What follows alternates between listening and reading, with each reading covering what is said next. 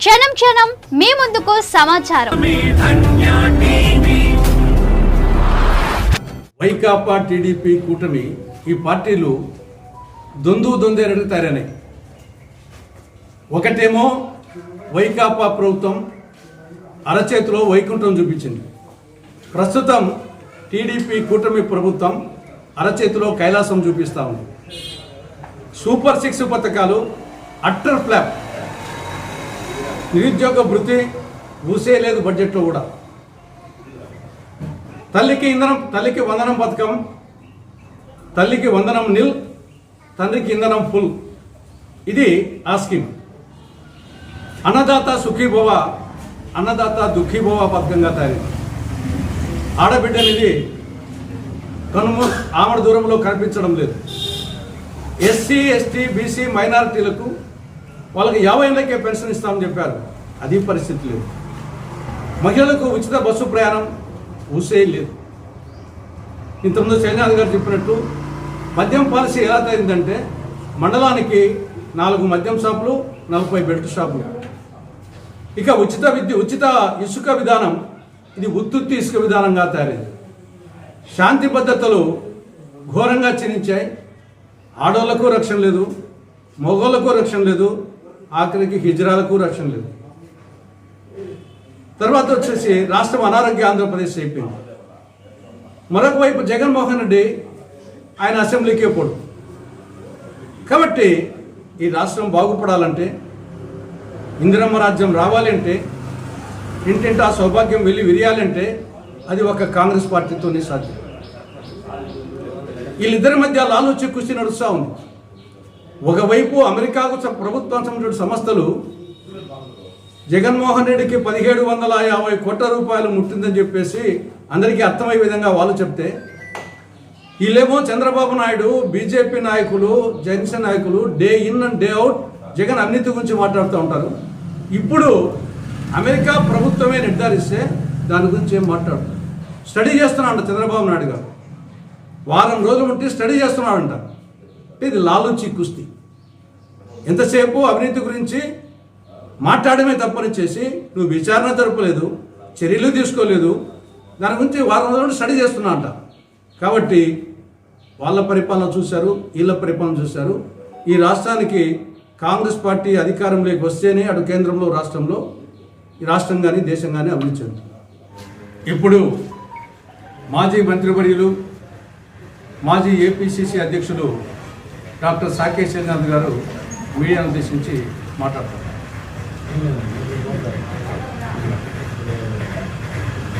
పెద్దలు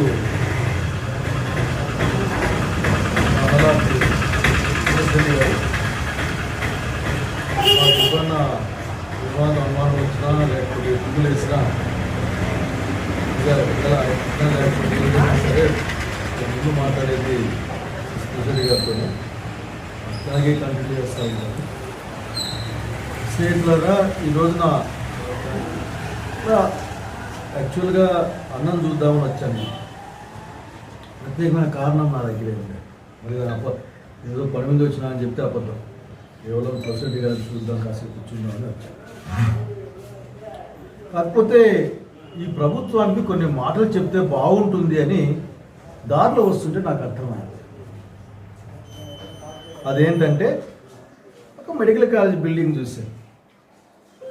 నా కొడుకు అంటా ఉన్న వెనకలు ఉండి ఇంత పెద్ద కాంప్లెక్స్ కట్టినారు ఏంటి అనుకుంటున్నాను. నేను చెప్పేది కాంప్లెక్స్ కాదు, మెడికల్ కాలేజ్. అయ్యా చంద్రబాబు నాయుడు గారు, అట్లాగే ఈ ప్రాంతంలో ఉన్న తెలుగుదేశం పార్టీ నాయకులారా, అసలు మీకు కొద్దిగా కూడా బాధగా లేదా అని అడుగుతా ఉన్నా నేను. కేవలం కక్ష సాధింపు కార్యక్రమాలేనా? రాజకీయంగా చూస్తూ ఉన్నాం. 10 ఏళ్ల కింద మనోభావాలు కూడా ఇప్పుడు దెబ్బతింటా ఉన్నాయి. ఇబ్బంది ఏం లేదు, మనోభావాలు ఎప్పుడైనా దెబ్బతింటాయని మీరు చెప్పారు, మేము వింటా ఉన్నాం.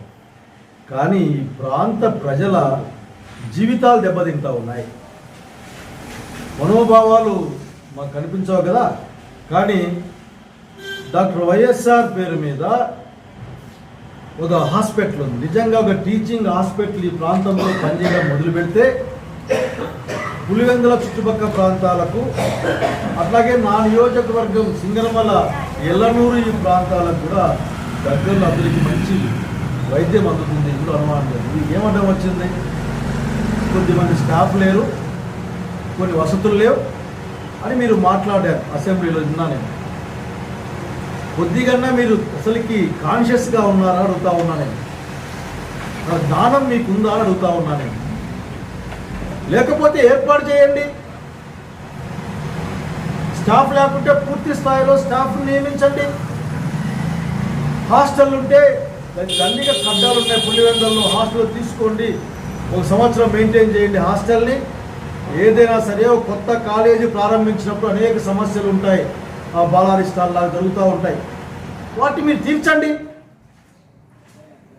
తీర్చకుండా నాకు అనిపిస్తుంది మీరు కేవలం డాక్టర్ వైఎస్ రాజశేఖర రెడ్డి పేరు మీద ఉన్న కారణాన, అది పులివెందులలో ఉన్న కారణాన మీరు ఆపారు అని నేను అనుకుంటా ఉన్నాను. అనుకోవడంలో తప్పు ఉందని నేను భావించట్లేదు. మీరు రకరకాలు చెప్పచ్చు మీరు. పైగా మీ మనసులో దురాలోచన ఉంది.